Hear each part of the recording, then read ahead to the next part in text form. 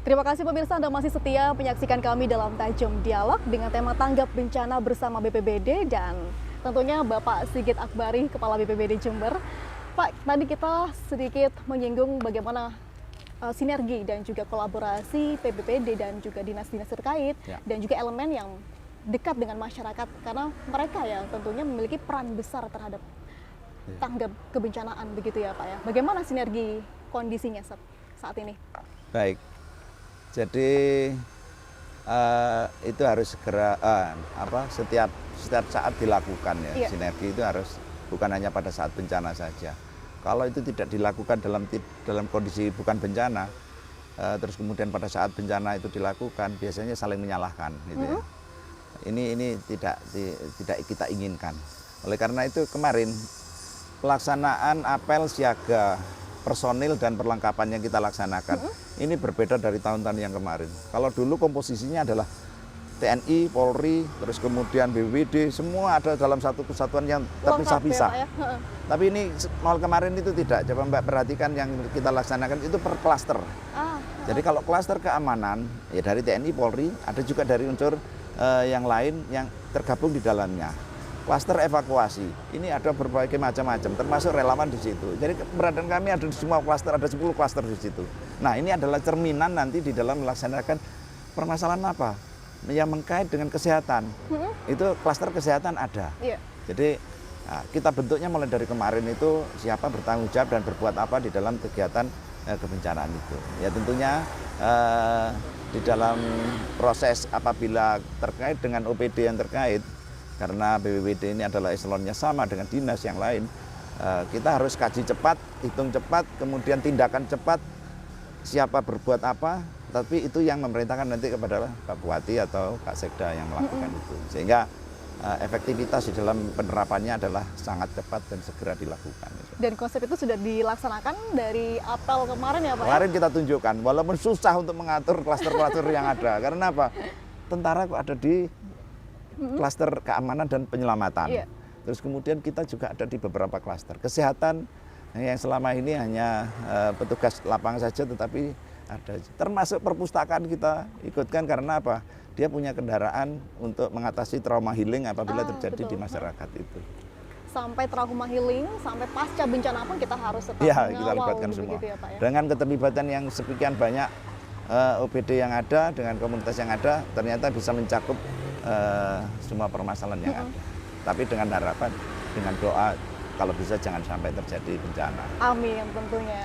Dan semua itu tentunya harus didukung oleh fasilitas dan peralatan yang cukup lengkap ya Pak ya. Kondisi di BPBD sendiri bagaimana terkait fasilitasnya? Apa sudah lengkap Pak untuk kecepatan tanggap pelayanan bencana? Jadi memang yang dibutuhkan itu adalah kendaraan ya. Kendaraan baik roda 4, roda 2. Oleh karena itu teman-teman terus kemudian logistik.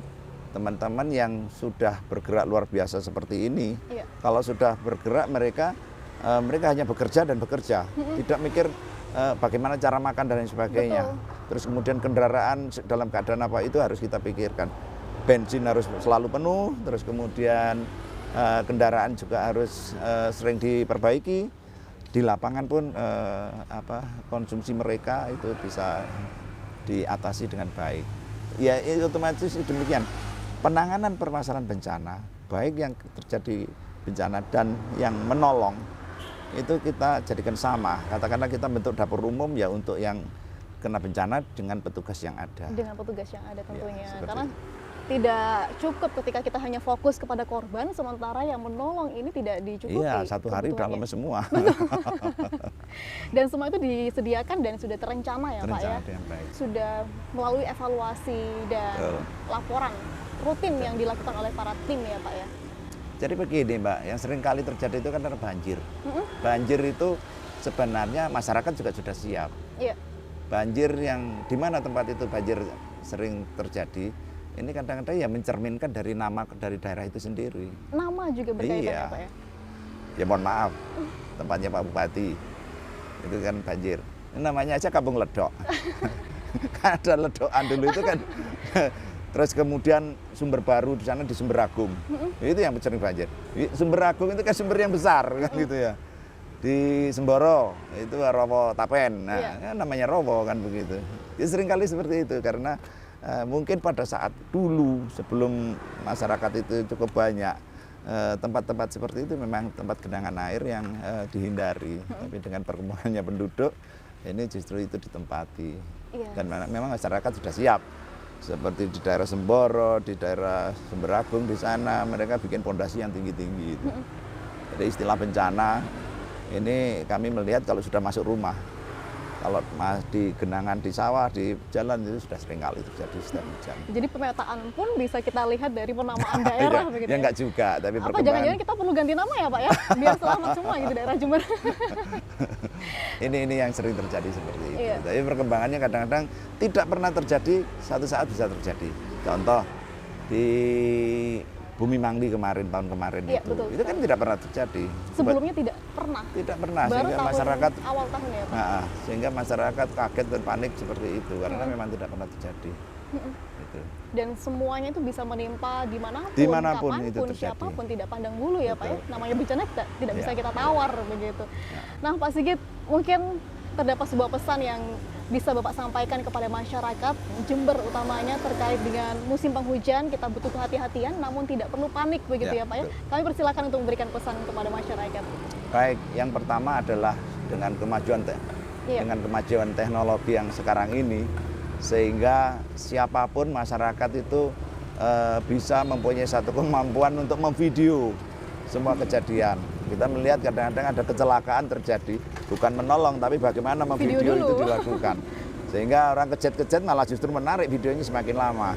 Nah, terhadap informasi kebencanaan juga demikian. Seringkali kami terkecoh dengan informasi banjir lur, air keruh di Kali Jompo, di hulu sudah keruh dan ada lumpur dan lain sebagainya.